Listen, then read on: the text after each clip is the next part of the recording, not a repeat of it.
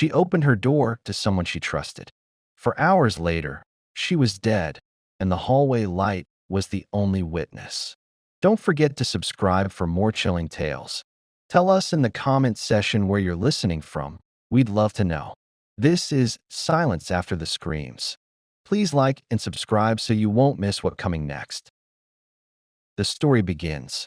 Ridgeway Towers was the kind of building people forgot about. 12 floors, beige paint, fluorescent hallway lights that buzzed louder than they should.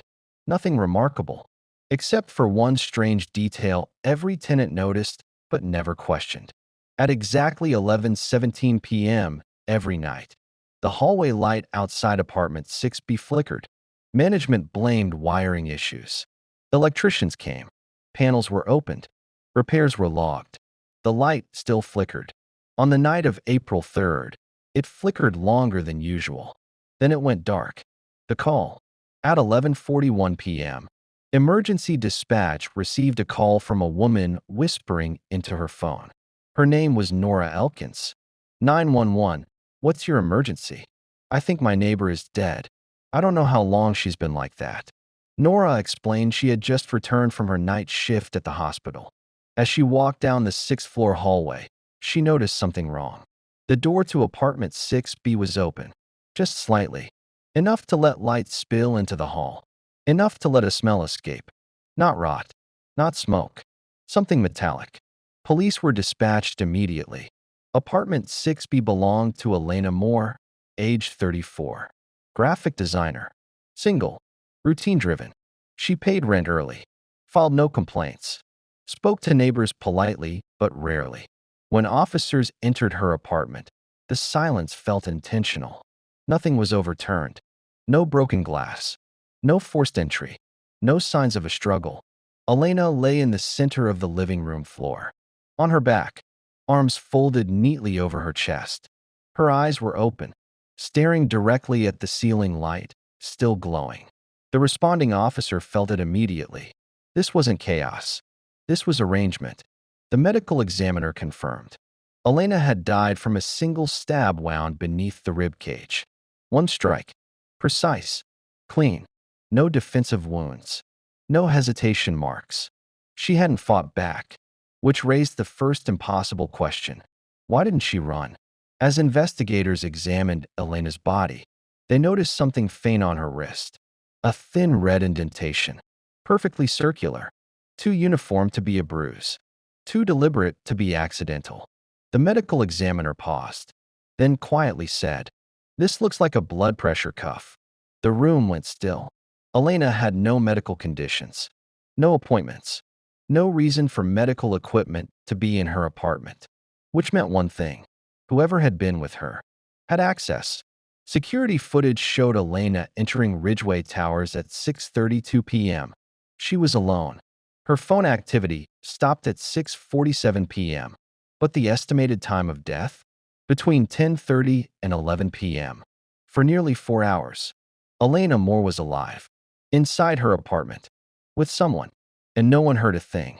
As detectives stepped back into the hallway, the overhead light flickered. Once, twice, then steadied. Detective Ian Mercer stared at it longer than necessary. Something about this case felt wrong. Too quiet, too controlled, too deliberate. And someone, somewhere in that building, knew exactly what had happened.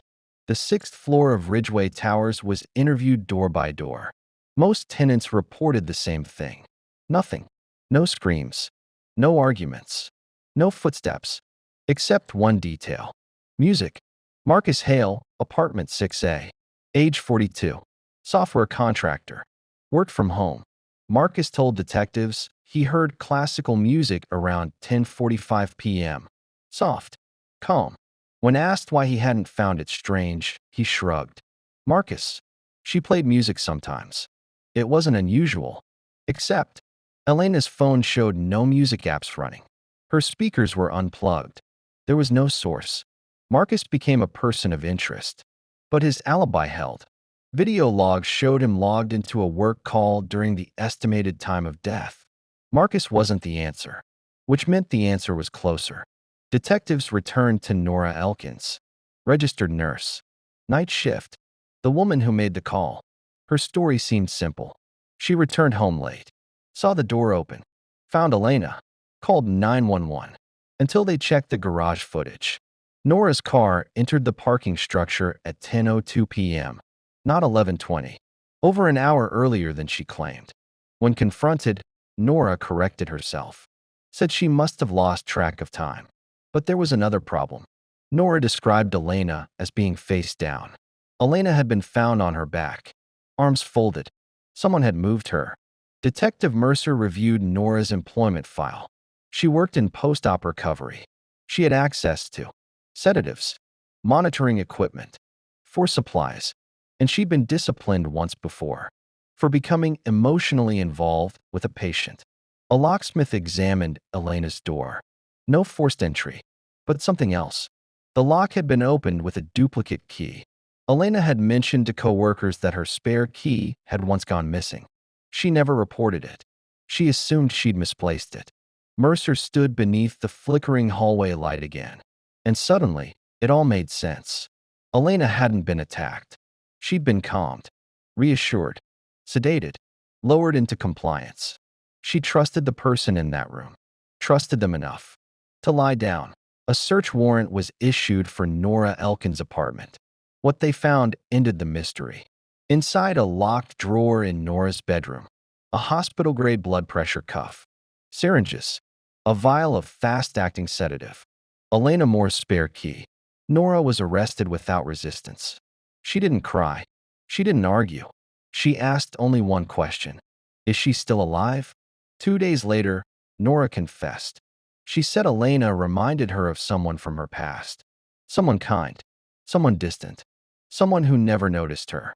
She said she didn't plan to kill Elena. She just wanted her to stay, just for a little while. The sedative slowed Elena's reactions. The cuff kept her calm. And when Elena realized what was happening, it was too late. At trial, prosecutors laid out the truth. This wasn't rage. This wasn't impulse. This was control. Measured, silent, intentional. The jury deliberated for 6 hours. Nora Elkins was found guilty of first-degree murder. She was sentenced to life without parole.